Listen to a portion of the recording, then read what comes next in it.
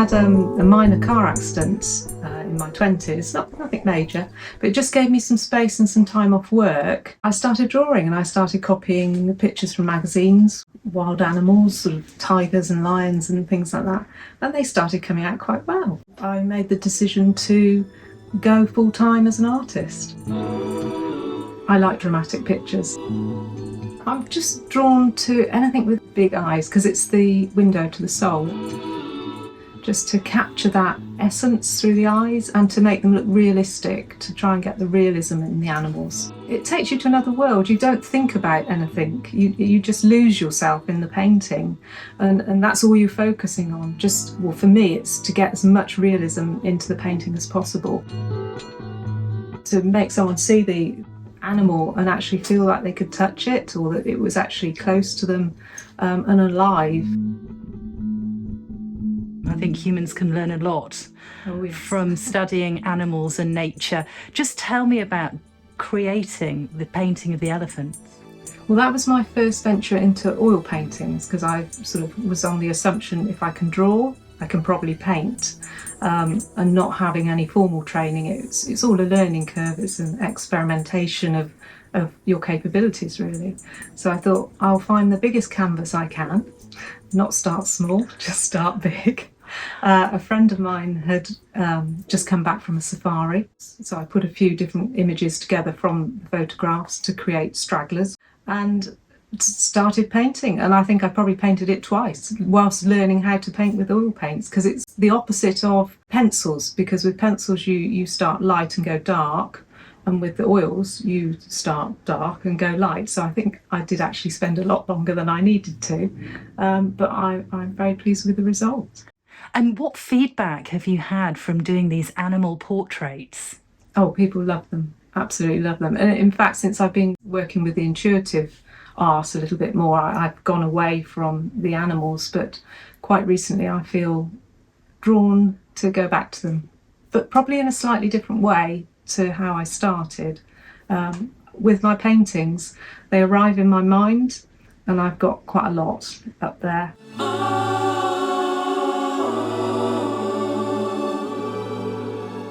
How do you feel when you're immersed in nature?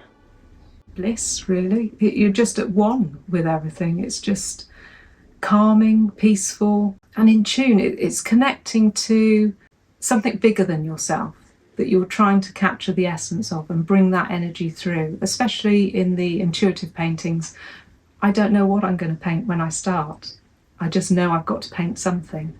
And the process of allowing energy to come through and form into something recognisable, or maybe not even recognisable, is magical, really. Tell me more about the intuitive art that you do. Are you channeling something? What's going on there? And when did you open up to spirit? Well, that was probably about 15 years ago, 10, 15 years ago now. And whilst drawing the animals, it was then that words started coming through, and it was actually the poetry. It wasn't coming from me, that I definitely knew. But because I was in that space of stillness, I think it opens a door to allow other things to come through. So I wrote poetry for a long time. I've got about 400 poems. So it went from words to a little bit more than words, so actually bringing through messages from those that had departed. And I did that for a little while. And then I realised I need to learn about what's happening. I didn't really understand. It wasn't my world. So I signed up for courses in Cheltenham with a lovely lady, Carol Green, and she taught me all I needed to know about mediumship and how to use it properly, professionally, because you see a lot of people that are in a vulnerable state. So you have to be very careful and very caring and gentle how some of the information is presented. Helps people to understand that we go on afterwards. This isn't kind of the end when we die, and it can bring proof through of existence afterwards, and a lot of people do find that very comforting. And then from there it started on the intuitive art. I just wanted to paint more freely. The animals is very controlled. I feel it's a way of allowing the energies to come through so that other people can find that energy within the paintings. And quite often people will come to exhibitions and see paintings, and they'll stand in front of the painting and say, I don't know why, but I'm drawn to this painting and it makes me feel very emotional. And then we'll have a conversation, and then it becomes apparent maybe why it's drawing them, or they see something in there that they're either searching for or will help them. These are my Universal Energy Oracle cards, and these were channeled. The images were channeled first, and then I realised after I'd drawn all the images that some words needed to go with them, and as there were 78, I understood that it was oracle cards or tarot cards or something along those lines. So then I sat with each image for a week and wrote all the words that were to go with them. So again, it's the image is the energy of the words, the vibration of the words. And people can find reassurance in this.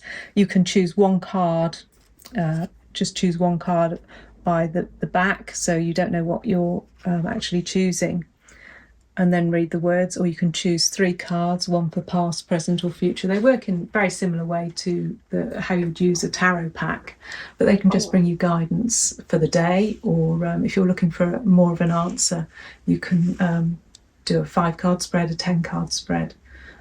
Depends how you wish to use them yourself, but they've been very well received.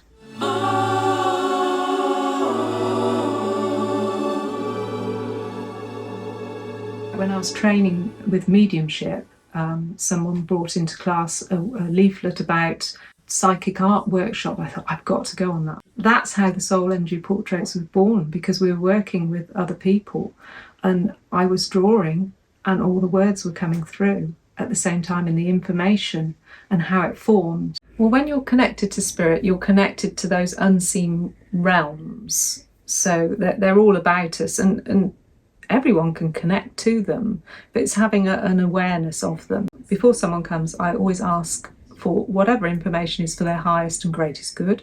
I need the person's permission. I step out of the way for the information to come through. I'm like a conduit. The way I receive information is through film reels. I see films in my mind of the information that is then given to the client. So I just say what I'm seeing, but I also have words that come into my mind as well. And I say those words as well. I feel people's emotions. They see their soul and it comes through, and all the information and guidance of their soul path, where they've been, where they are now and where they're going to. And it can be quite liberating for people. Healing can take place, release, self-acknowledgement, learning, travelling back through time, just understanding of oneself.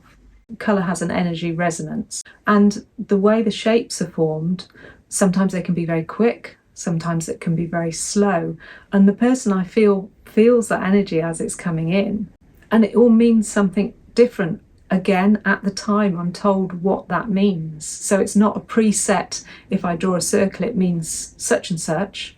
I can draw a circle for 10 different people and it will mean something different for each person. As the portrait progresses, the colours blend and 2 colours can merge to make another colour, which is another piece of guidance or information.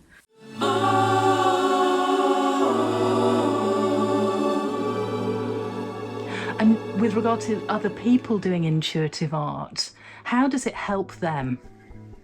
It can allow them to express feelings. It's just a supported space where people can be free and can tune into that inner wisdom and that inner knowledge that likes to be expressed. And the intuitive art workshops gives people a safe place without judgment to do this. Lots of stuff going on here today. I see people ironing. Just describe what they're doing there. Well, that's encaustic painting. So you're ironing waxes, so wax pigments with a hot iron, and you're putting it onto paper and it just flows. It's a perfect medium for intuitive art because you get out of the way and the pictures create themselves. So everyone's having great fun with that.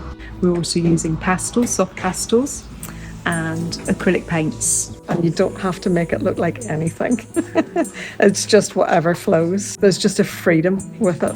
And what have you learnt about yourself from doing this intuitive art? That I love it. And it makes you happy. Absolutely, yeah, most definitely. And what do you think about your teacher? Absolutely wonderful. Frances has helped me sort of like gain some sort of confidence. It's quite freeing because you get out of your headspace and just relaxing and just chilling, not worrying about anything. It's about being in the moment, letting the art flow through you, being creative. It allows you to connect to your inner child. So it's almost going back to the early years when you were playing at art at school. You didn't have a care in the world. You didn't have to produce a certain picture that anyone recognised. There was no pressure on you. And that's what this is all about. There's no pressure, no expectation. And just gathering these ladies here today, just, chatting and sharing what they've done with each other. That support is healing in itself. Yeah, and everyone's inspiring everyone else. And just being in that zone and that space of peace and calmness and just forgetting the world. Time for you.